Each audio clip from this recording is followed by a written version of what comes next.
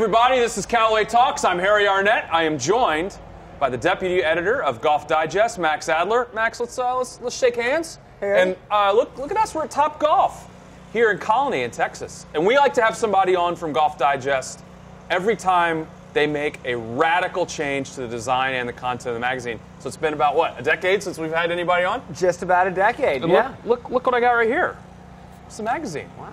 There's your baby. Very nice. I know you guys are normally like 3 months, 4 months ahead, but this was a big deal in golf when you guys made the change to the latest issue, which has Jimmy Fallon on the front, as you see. That's a little different from what we've normally seen. So walk us through a little bit. What's behind all this stuff? Well, this is the redesign of Golf Digest, as you've seen. It's a new logo, it's new typefaces, it's a new template, it's a whole new organization throughout the book. But what's most important is I think it's got a whole new energy. It's got a whole new voice that's a little edgier. It's a bit more fun. It's probably pretty challenging to a lot of traditional golf culture. So it's probably going to ruffle some feathers, some of the content that's in there, but we hope people like it. Everybody thought when you guys stuck Paulina Gretzky on the front, that was kind of the end of it. That was just the beginning of it. Because when you open up what's in here under, obviously it's got the interview with Fallon, which was really cool to read. But there's some other stuff in there that I think probably raising some eyebrows. Like there's a little bit something about some weed on the golf course, which is on there, which, I mean, that had to be kind of a moment of truth. Like, do we put that in? Do we not put that in?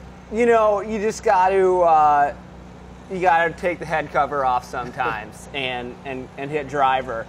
That was a fun story. We sent a writer out to Colorado to play golf with some sort of top weed industry executives, and they did the weed industry. They did some. Have we gotten to the point where we're talking about the weed industry on Callaway Talks? I think we have. Washington, Colorado, maybe a little bit in California. It's a bona fide industry. So our writer played with some guys in the weed industry. They did a little product testing on course, and our writer, he talks about the experience. And I think it's funny because, alcohol and golf have a pretty cozy relationship. The 19th hole is a ritual. There's a lot of guys who wouldn't think twice about having a stiff Bloody Mary at 9 a.m. to warm up their swing.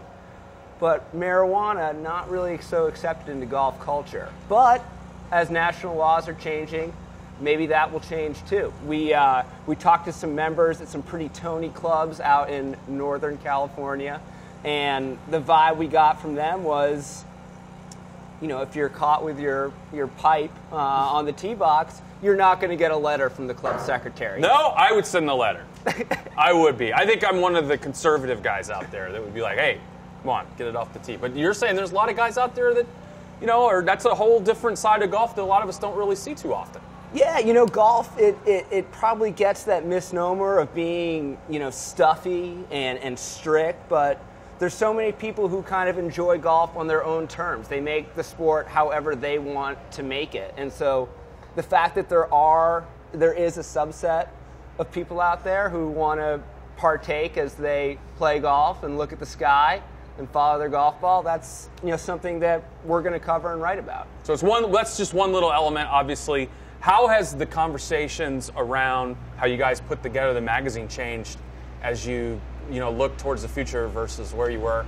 Everybody knows that I'm a big fan of Jerry. Jerry Tardy is editor. So how has that kind of conversation changed as you guys sort of make this evolution of the golf? I mean, you can almost hear the trucks coming in, changing the way that Golf Digest is put together. I think, there's a big emphasis on bolder, cleaner imagery. We're immersed in photography nowadays. Everyone's on Instagram and Twitter, so you have a lot of access to players through those mediums. What we do is we're on a big printed page. We can do beautiful photographs, so we want to do more of that. We want to be younger. We want to be edgier. We want to produce more videos for our digital edition. So there's just kind of a lot of different balls in the air. Yeah, we talked about that a lot, particularly on this show and obviously in Callaway, that not only around golf but everywhere, the way people are communicating is changing so fundamentally.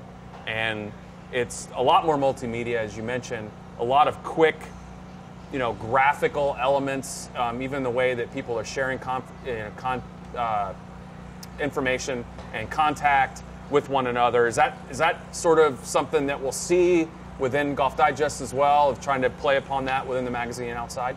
Yeah, I mean, we are so much more connected than we've ever been. That's true.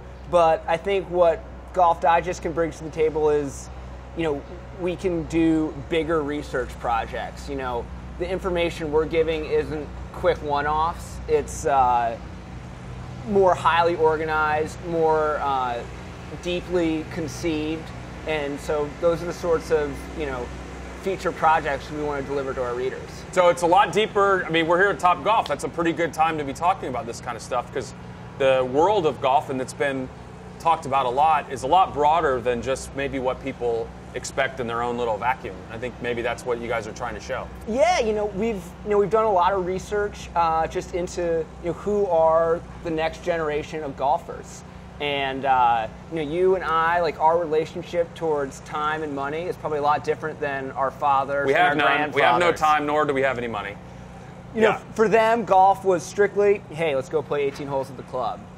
For you and me and the people who are going to be the golfers of tomorrow, it's like, yeah, maybe we'll play 18, maybe we'll play 9, maybe we'll play 5, or maybe we'll go to Top Golf and maybe we'll go hit balls on a simulator. It's like, you don't think about just golf rounds anymore, it's golf experiences. So you guys are trying to bring that into the magazine. Absolutely. So what do we have to look forward to? What's next? So we know June, Fallon. You give us a little teaser here, or are we just going to have to wait? I feel like you're going to say we're going to have to wait. You're going to have to wait. I would violate a lot of strict embargoes with players. There are plenty of jobs out there. They'll hire you back. But I like the way that you guys talked about this one with the launch on Jimmy Fallon's show, on The Tonight Show.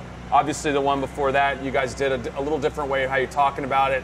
I love the fact that we're now getting almost back to the launch of a magazine. Like, you're going to have, I don't know if you guys are going to do this, but you're going to have like 12 little, just big events when the magazine comes out. That's a big deal. I love that.